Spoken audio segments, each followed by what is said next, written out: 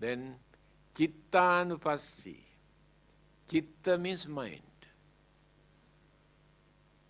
Try to find out what are the wholesome, unwholesome mental attitude that you have in your mind. Your egoism does not allow you to think, I have ignorance, I have what you call anger or hatred. Pretend that you are not having these weaknesses. But we had to accept, yes, I know I am hot-tempered. Then you get the chance to concentrate on that, to reduce and reduce and reduce and reduce and to tame the mind. That is meditation. No religious label for this. Anyone who got a mind can do this. You understand the nature of your own mind. What are the good qualities in your mind by nature? Kindness, sympathy, honesty, patience, tolerance. These good qualities are also there in your mind. Then try to cultivate all the good qualities. Concentrate on them. Development of the mind. Taming the mind. That is called meditation. We have completed 3 items. Last one is Dhammanupassi. Dhamma gives many meanings. Teachings of the Buddha is also called Dhamma. Universal law or natural phenomena also called Dharma. Then we had to concentrate on the nature of natural phenomena, universal law, not created by anybody. The world exists because of these natural phenomena or universal law. But we create our own imagination, not knowing what they are. Things come into existence. How they exist? Due to combinations of elements and energies. Start from molecules from the very beginning. Then go on developing and developing and developing and developing, and later an object come into existence. But this is impermanent. This never remains forever without changing, without decaying and disintegration. Whether it is life or planet or any other object, anything that which exists in this universe, all are impermanent. They exist for a long period, but while existing, going on changing, changing, changing, changing. After changing, changing, decaying, decaying, decaying, decaying. After decaying, disintegrate, dissolved. Elements turn into elements, energies turn into energies. That object disappears. Now let us take this earth. This is an object. Do you think this is permanent? Do you think this remains forever? No. The sun and the moons and the galaxies or universes, anything that which exists, everything is going on changing, decaying and disappearing. This is the universal law. But many people believe this is created by the God. That is their concept. But this is natural. There's nobody behind to handle this.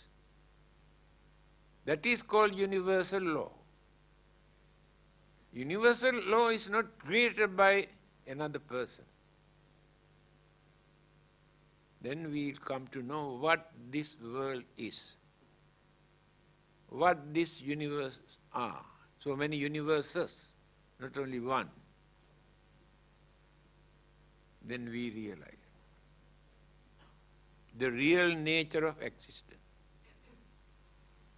Now this earth, while we are which we are living on, divided into 4 periods, according to the Buddha. Sangvarta, Sangvartasthai, Vivarta, Vivartasthai. 4 periods. Existing period.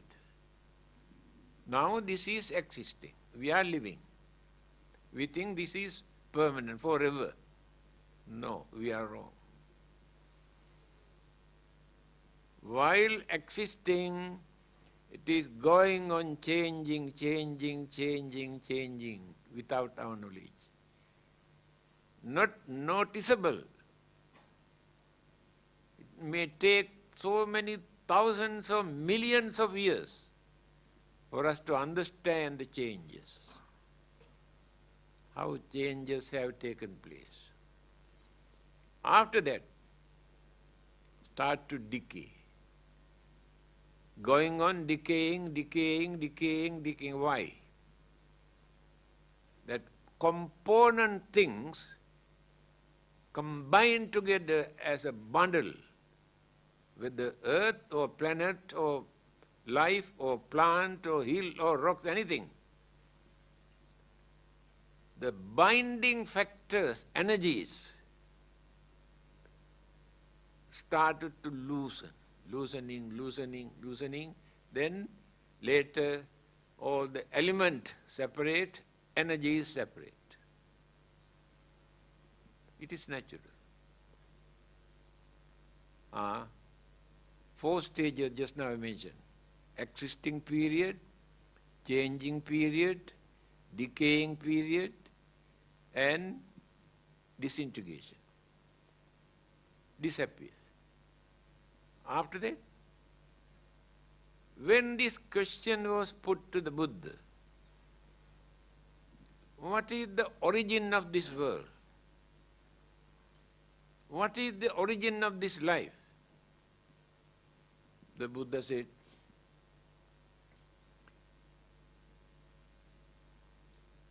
it is impossible for anyone to find out the beginning of this world or the beginning of this life because of this. Now, after ending this existing world, completely disappear. But dispersed particles, molecules, atom, neutron, proton, electron, gravity, gas, magnet, all these energies no one can destroy, remain. These are energies. Again these energies slowly, due to gravity and magnet, combine. Molecules. Then the formation started to take. That is why the Buddha says there is neither beginning nor end. I remember Bertrand Russell, one of the best intellectual free thinkers in England. He said, in his book, amongst the founders of all those religions, I respect only one man. He is the Buddha. Although he was not a Buddhist, he has no religion. Why do I respect the Buddha? The Buddha is the only religious teacher who never made false statement about the beginning or the origin of this world. Because he knew what this world is. But all the others said, this world was started in such and such time, created by so and so. It shows how poor their understanding capacity. The Buddha knew what this world is. Therefore he said there is neither beginning nor end. Beginning become the end become the beginning, joined together again. Now, setting sun here in this country today become rising sun in another country. So setting sun is not the ending of the sun, reappear again. So everything that which exists, change, decay, disappear, again energy is combined together, formation take place. That is the four method introduced by the Buddha for us to concentrate. When understanding appear in our mind will be free from all the weaknesses and defilements and evil forces, sufferings, complete liberation, salvations, deliverance, final goal. We gain when our mind be developed up to that extent. This is the nature of the mind.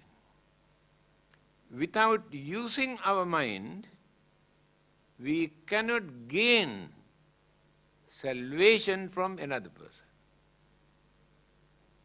Buddha says, Tumhehi kiccang atappang akkhataro tathagata.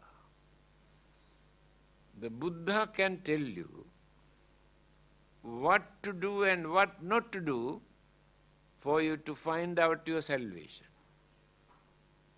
I cannot give this salvation to you. You have to work for that. But Buddha can tell how to do that. So we cannot expect our salvation from another person by worshipping or praying or offering or doing anything. We have to work for that. Although they believe that they can get from either God or from any other person, but they had to work for that. Simply they never gain their salvation. So from the Buddhist point of view, it is very clear, we never gain our final salvation from another person. We had to work by following the correct method given by the religious teacher.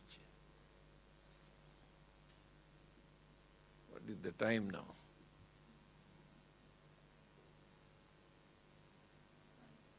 9. Pardon? Still can carry on. What do you want me to do? Why not we have discussion? Because there are many things to discuss.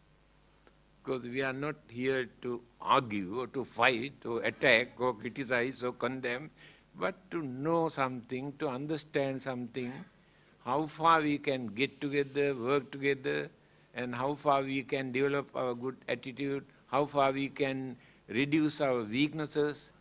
This is the main purpose. Thank you, Chief Reverend. Although the Chief Reverend say that the mind is asexual, the organizing committee will not be responsible if the male use a female toilet. Please bear in mind. We are still in this world. Anyway, I open the floor now for questioning. Please use the mic for the benefit of those who are present here, so that we can hear the question.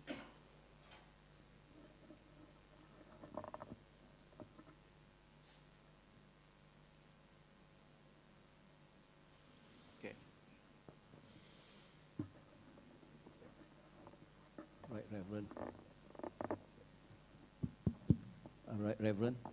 Just one piece of advice we would like to get from you.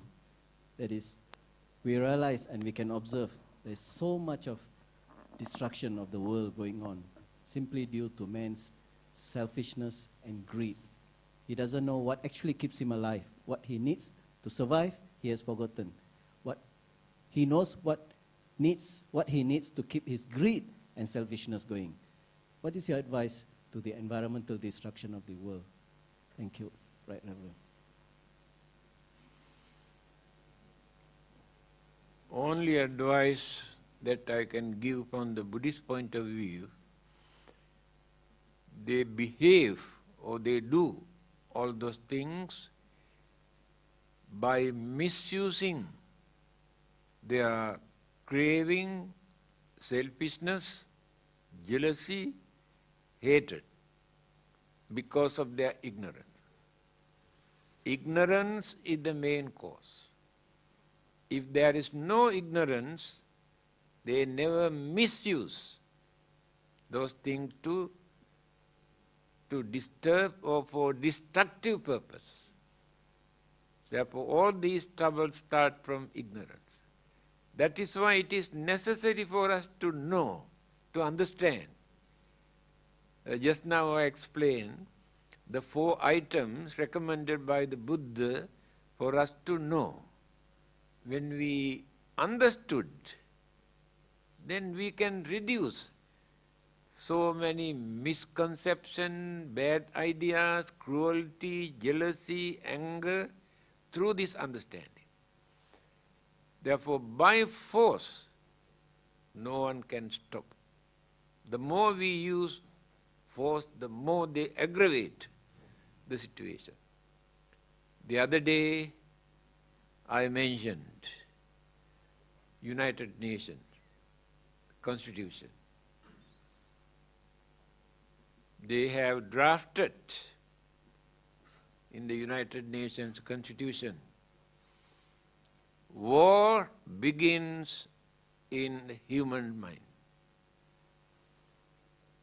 At the same time, peace also must come from the human mind. We can pray, we can worship, we can burn lot of papers and joysticks asking peace to come down. It never come down from anywhere. It must come from the human mind. They are repeating what the Buddha has said. In Dhammapada, the first sayings of the Buddha, he said, Mano pubbangama dhamma. Very simple saying. Mana means mind. Mano pubbangama dhamma. Human mind is responsible for all those good and bad things that which exist in this world. Not the animals or ghost or devil or God, but human mind. Human mind create violence and bloodshed as well as peace. Nobody else can do that. To reduce this, we must develop our understanding by reducing our ignorance. We have more ignorance in our mind. Understanding is very little. Just like huge iceberg in the sea. We can see only little bit on the top. Iceberg is under the water, we cannot see. Our ignorance is so big in our mind. We can understand only little bit. That is why we are facing all these unfortunate incidents, occurrences to suffer.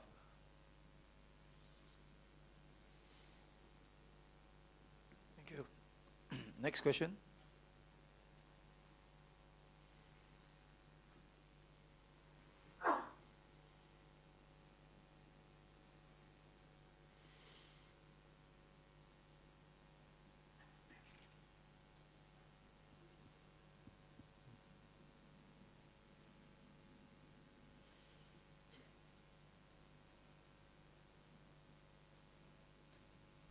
Thank you.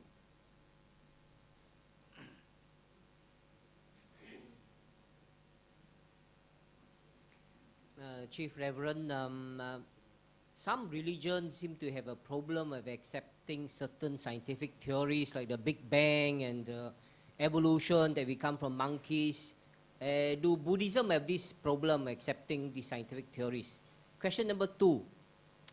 About meditation, I've heard other Buddhist monks who say that, to meditate, we must clear the mind. They even give a formula, clear mind, breathe in, don't know, breathe out. But just now, when you were talking about meditation, you seem to insist on focusing on object, either it's a pain or the body or the good feeling or something. So how do you reconcile the two? Thank you. That's all.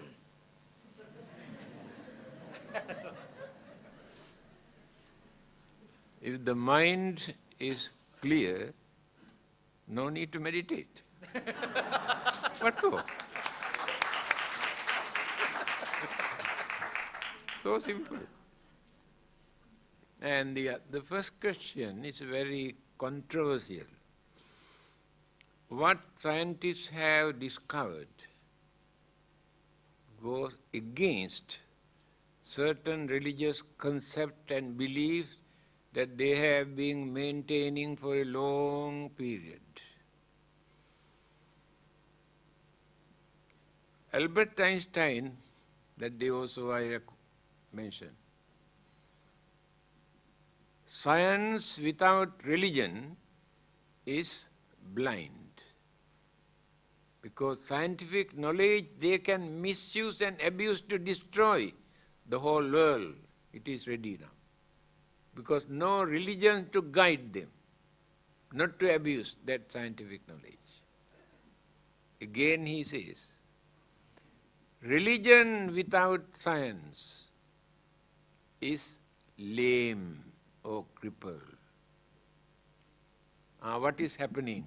Scientific discoveries try to topple the religious belief that they maintain for a long period. Religion or religious belief they maintain not through experiment in a laboratory, through their belief. Religion started with their belief. So what they believe according to their way of thinking at that time, recorded, accepted as truth. But scientists could not satisfy. Without depending on God, without depending on religion, by using their independent intelligence. They discovered so many things that people have never heard, never thought. H.G. Wells, I think many of you know, well-known world historian. He says, according to our holy books, this world was created only few thousand years ago, as Jival says. But when you study geology, we can understand it has taken millions of years for this earth to cool down, settle down, for life to come into existence. Therefore, how can we accept what is written in our holy books? These are the problems they had to face because of scientific discovery. 1998, Pope John announced, there was a big article in the State Times, very clearly mentioned, human beings were not created by the God. They come into existence due to gradual development of evolution. Pope John. I discussed this matter with the Archbishop, Dhammananda. Why Pope says like this? Then he said, actually his idea is, this body is not created by the God. He creates only soul. That is why he says, this human life is not created by the God. But when you refer to Albert Einstein, religion without science is lame, crippled, not practical at all. Now they try to compromise, accept certain discoveries created by the scientists. Then religion becomes active. Therefore, we should not depend on our belief, what they have maintained for a long time. When you read certain Buddhist books, we can see certain stories, certain incidents, but when you compare with the modern education, cannot accept. At that time, the way how they believe. Now take for instance, when the rainbow appears, when I was a small boy, I can remember, my parents told me, do you know what is that? That is the vessel dropped by the God to take water from here. Then the rain comes. All our belief about this worldly condition was exactly like that. And some of these beliefs incorporated into religions, every religion. Buddhism also not free from that, every religion. Therefore, we had to use our common sense of reasoning, understanding, to say, no, it is in our religion, we cannot throw away. That is not the way. What people have believed few thousand years ago about the life and the world, entirely changed today, different, according to the modern education. Therefore, instead of criticizing, condemning religious belief, we must try to understand with good intention they have introduced these beliefs. But today when we analyze, we can understand some are not easy to prove that they are true. Therefore we must know how to adjust in any religion. Thank you. Next question. Venerable Sir, on the question of rebirth, what is rebirth? And does rebirth confine only to certain religious teachings?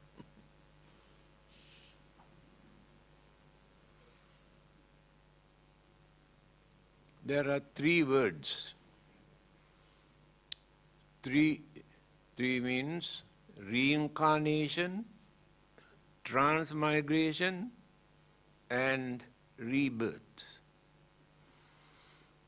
Transmigration used by Hindu, and today Tibetans also use that word, transmigration. Sorry, not transmigration, reincarnation. Reincarnation. Transmigration means the soul migrate from life to life, if not straight away, either heaven or hell. That is called transmigration. Buddhism does not use these two words. Used only rebirth. That is also not correct. The word used by the Buddha in his first sermon, Dhammacakka Sutra, he said, Natti dani punabhava. Punabhava. Becoming again. That is the word used by the Buddha. No more, we use the word rebirth. That means becoming again. Why become again? People say, why? We cannot understand. Today, religion is not important to understand that becoming again is true.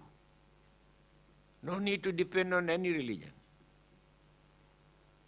How many people have remembered their previous birth, explain everything in details? Many people have come from America, Germany, England, having heard, investigated, found out correct what they have said. But that memory remains only 1 or 2 years' time. After that, completely disappears. Just now I mentioned, in our storehouse of consciousness, all our memories are there. That memory suddenly appears. Again, when we hypnotize a person, there are many cases, they have explained their previous birth, all the details, and spoke a language that this person never learned within this lifetime. There are many cases in Australia and some other countries. These two things are more than enough for us to understand that whether we believe or not, belief is not important. Things never take place in this world according to our belief. Birth is natural, sicknesses are natural, old age is natural, death is natural, no need to believe.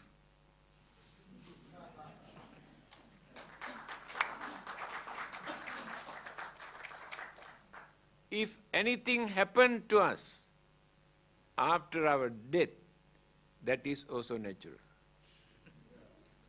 Not according to the God or Buddha or Bodhisattvas or anybody. They are not responsible for that. They cannot create that, they cannot stop that. Only our mind, our consciousness is responsible for that. Just now I mentioned consciousness, I did not explain. What are the 5 kinds of mental energies that we maintain in our consciousness? Avidya, Trishna, Karma, Upadana, Bhava. We do not know. We take only consciousness. First, avidya, ignorance, just now I mentioned. We have more ignorance in our consciousness. Ignorance misleads us, persuades us to create more bad things than good things. It is in our consciousness. Then we have craving. 3 kinds of craving. Kama tanha, bhava tanha, vibhava tanha. Craving for existence.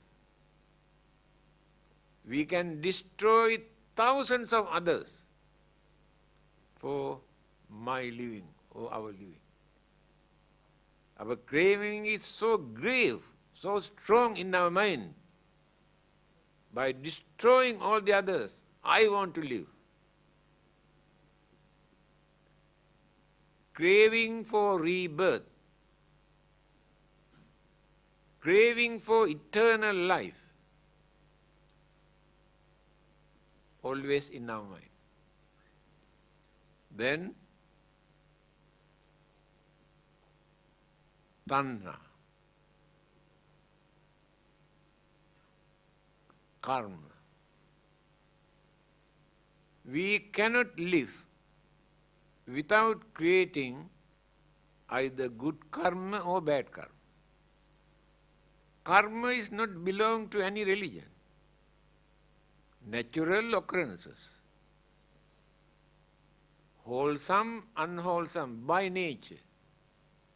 Not created by the man or religious teachers.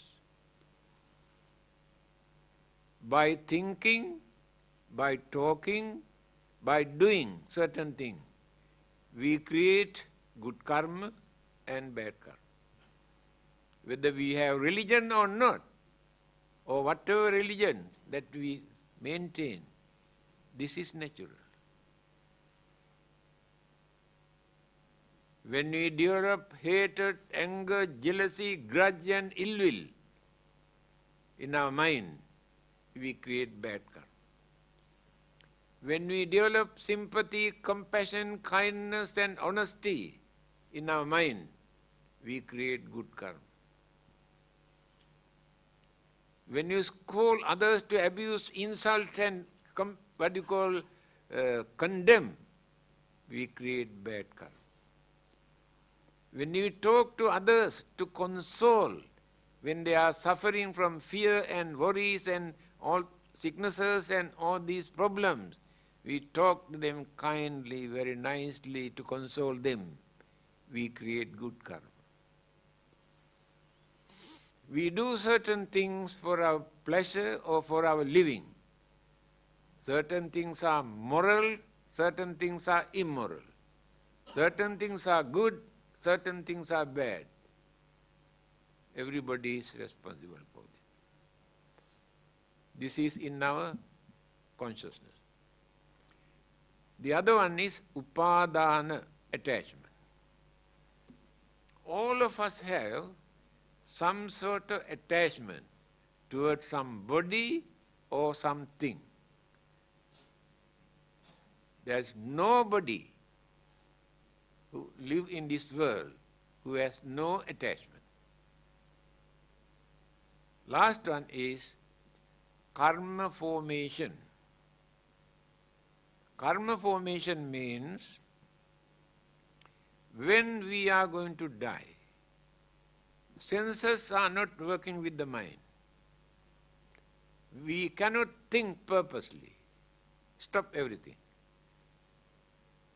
That is the time that subconscious mind projects all our good karma, bad karma, neutral karmas appear, disappear, just like a film show in the mind. Before our death, the last karmic thought that appeared in the mind, take the responsibility for the next existence. That is called karma bhava. These 5 energies are working in that consciousness. So when this consciousness transmitted from here, just now I mentioned, it must enter into a mother's womb. Maybe test tube also a mother's womb. Whether humans or animals or any other, according to karmic energy. Rebirth takes place in this way. Not created by anybody, our own mental ingredients we maintain as consciousness. Thank you. Next question.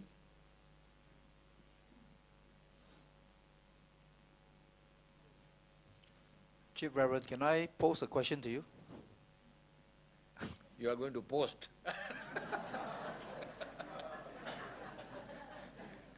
Yeah. My question is, there are quite a number of us who are meditators.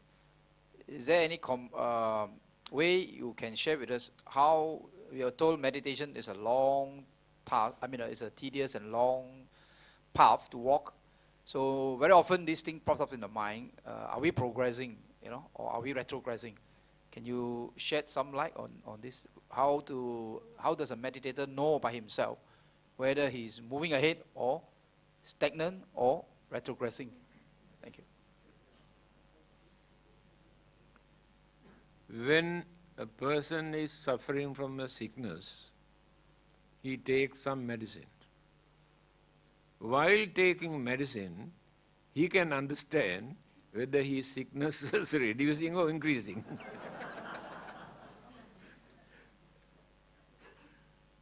What is the first one? Okay, my first question is, what is the purpose of life?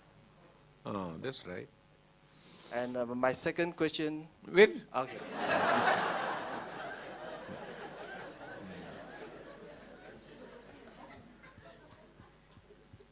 Paratha chariyaya satang hi jivanam. In Sanskrit language, the purpose of our life is to do some service to others. Without serving others, we cannot serve ourselves.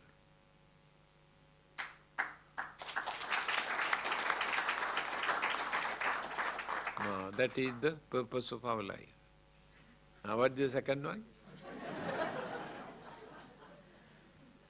My second question is, how could religions in this world play a more significant role towards promoting world peace and avoiding conflicts in between religions and communities of different ethnic backgrounds? In my talk, I have mentioned religion is to train human mind not to create violence or disturbances or destruction, but that corrupted human mind misuse religion for their own benefit, to gain more worldly power or political power or material things.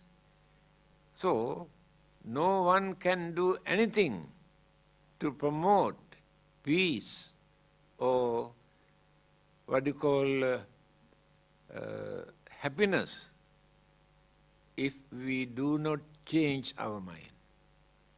It never come down from heaven, it never come down from anywhere else, it must come from our mind. If the mind is corrupted, selfish, no one can do anything, they are misusing religion. Religion is a very big business now. Actually, they are not practicing religion. They use religion either for gain more political power, more authority, or more material gain, or manpower. They use religion only for that purpose, but they do not want to practice any religion. They use the name of religion to gain many of these things. See how we use our mind, how unreliable we are. So, what is the third one? Should a religion get involved in politics and to take stand on certain issues, especially Yes, I can remember. No, it is a good question. Because I have heard on many occasions people say we should not use religion with politics, should not mix up. They are wrong. The Buddha has given this advice. Anujanami bhikkhave rajanang anuvattitum. First advice, as the followers of the Buddha, to cooperate with the existing government or law enforced by the government. That is the first advice. Second advice, if the ruler of the country punished innocent people, it is not suitable for him to remain as a ruler. He must get out from that. Then he said, if the ruler do not punish the culprit, he is also not suitable to remain. Therefore, the Buddha has pointed out the culprit must be punished. But in Buddhism, there are no religious punishment. Many other religions, they have religious punishment. In Buddhism, there is no religious punishment. The Buddha's advice is cooperate with the existing government and the law. No separate religious law in Buddhism. Again, if the people come to know the rulers or the government are unfair, overtaxing, it is their duty to get rid of that kind of politics or political power or the government and organize, establish a good government. Therefore, we cannot say religion should not interfere with politics. Thank you. Next question.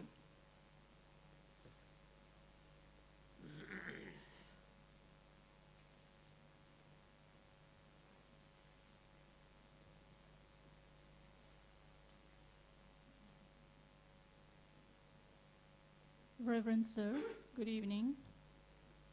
I would like to hear your opinion or belief on destiny. Is it true, or do you believe that human beings are responsible for their own destiny, as in the saying, destiny is in your hands, or is there a higher superpower that determines who we are or where we are? Thank you. I have very clearly explained. Individually, each and every person is responsible for his or her life. Another person cannot handle this life. According to the Buddha, either the Buddha or God or Brahma or Deva or any other supernatural living being, they have nothing to do with this. I am responsible for my life. If I don't like to suffer, I must know it is bad for me to do bad thing, cruel, wicked, harmful thing. If I like to have peaceful, happy, prosperous life, I must know how to cultivate and develop my way of life by doing some service to others. Therefore, another living being has nothing to do with this life.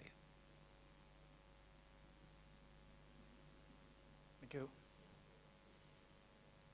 Difficult for us to develop this spirituality.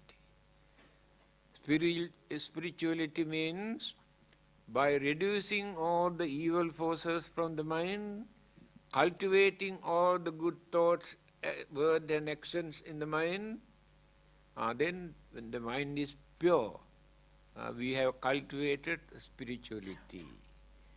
In the teachings of the Buddha, he says, the way for you to cultivate your spiritual development to find out the salvation is one way. The method for you to gain worldly material gain and power and authority is another way. These two cannot go together.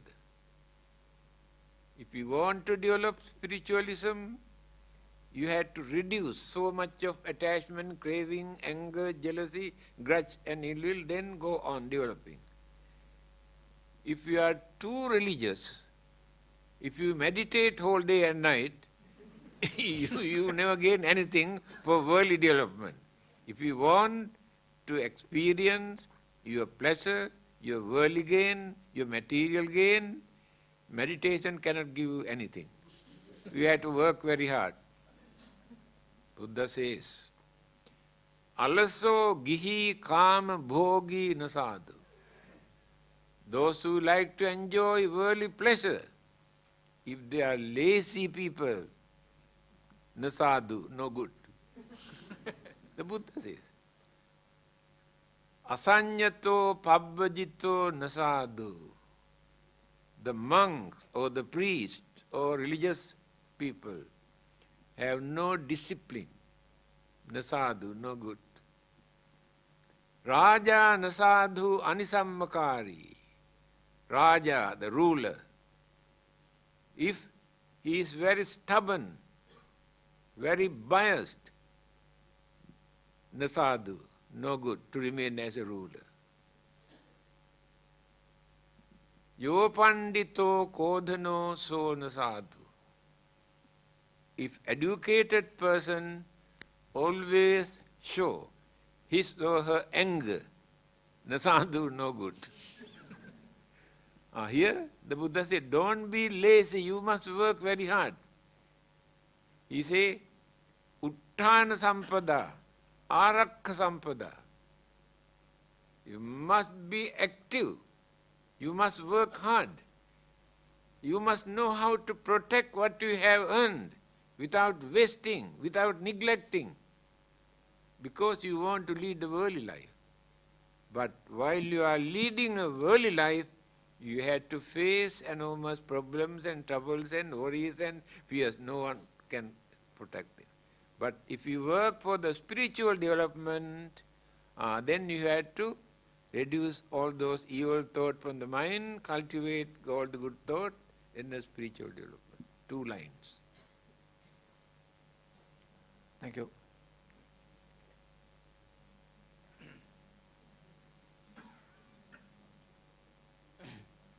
Chief Reverend, so I understand we are entitled to 3 questions. So my third question is, Chief Reverend, you have been talking about the mind and consciousness, but say in the last century, psychologists like Sigmund Freud and Carl Jung, they talk about unconscious or the unconscious mind. So you are talking about through meditation, we can gain control of our conscious mind. But can meditation also help us to gain control of our unconscious mind, for example?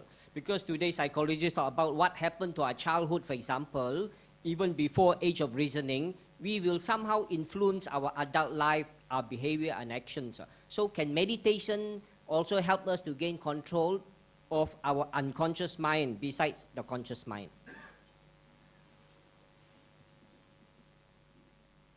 What is the meaning of unconscious?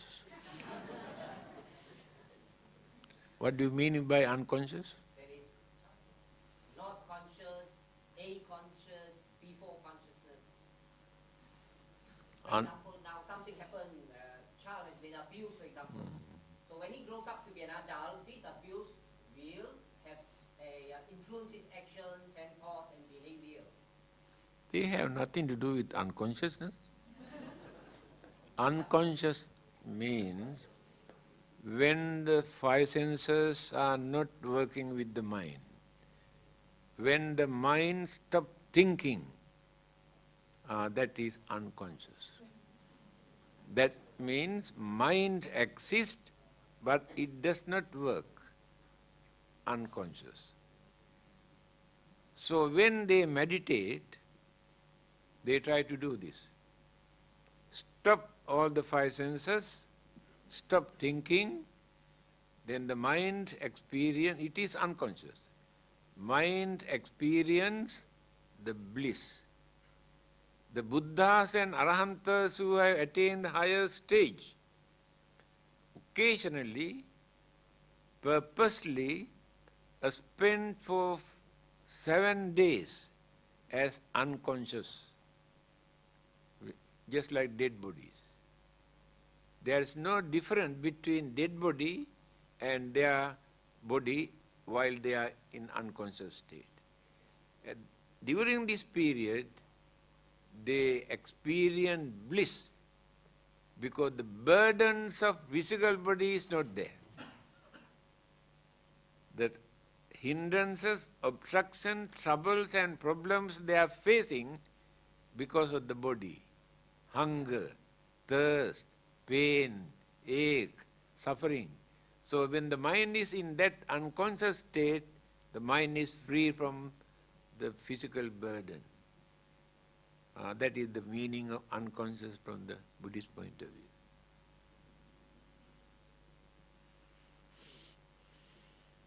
Thank you. It's 9:45. Or one final question.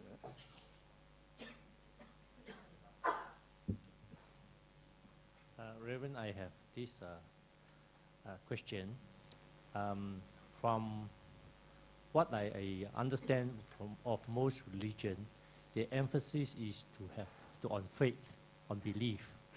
And because of that faith, the followers are actually looking for salvation. They are being taught that through faith you can get salvation.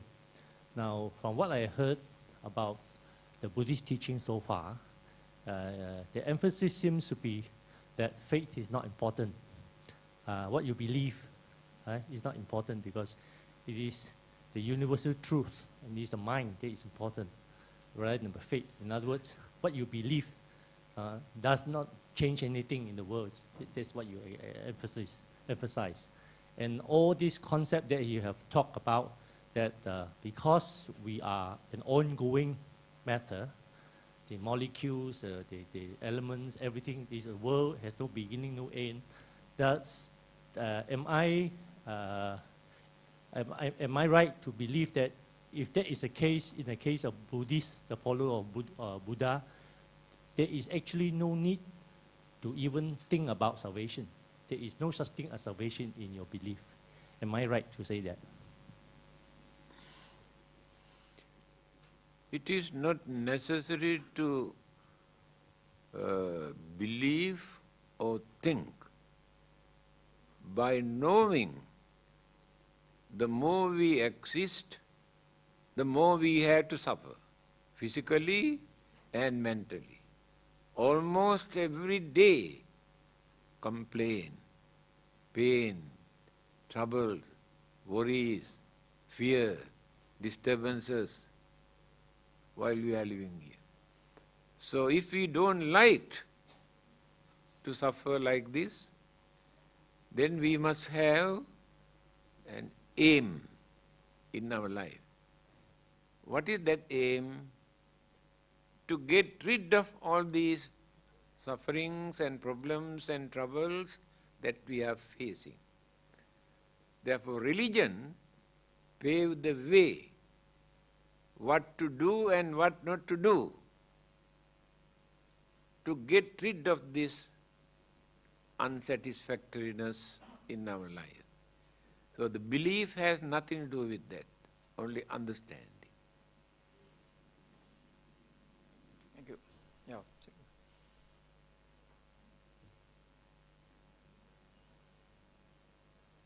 Sorry, Reverend, before I come to my question, actually, while other religions stress on deepness of faith for salvation. Buddhists simply say that your actions will give you salvation. If you do good, your salvation is already guaranteed, not your deepness of faith. That's what I understand. Hope I'm right. Before I come to my question, another thing is the long and short of what we have learned today is that if you're clear in your mind, if your understanding is clear, you don't actually need to go into meditation. Am I right? Okay. Thank you. The other thing is... So you ask, then you answer your question. Go. Yes. Okay, go ahead. Yes.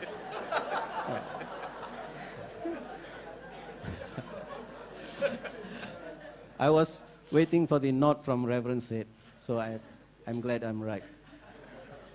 The other thing is, I have in my own concept come out with a difference between religion and spiritualism.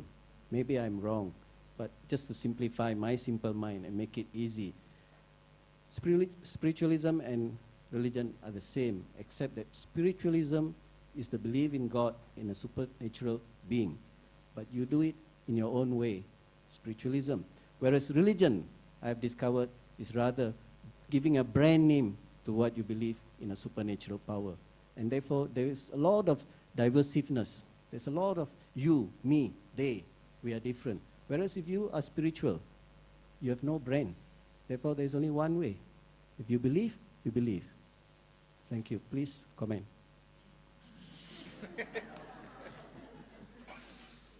I think your spirituality is a different kind of spirituality. We use the word spiriti, means moksha. In Sanskrit, we say moksha. In Pali, we say mokha. In English, we say salvation, liberation, deliverance, freedom. Same meaning. Why every religion use this word, salvation? That means they admit within this lifetime we are suffering. To get rid of this suffering, must follow this religious way of life for our salvation, for our liberation, for our freedom. That is the purpose of life. That is spiritual development. Thank you.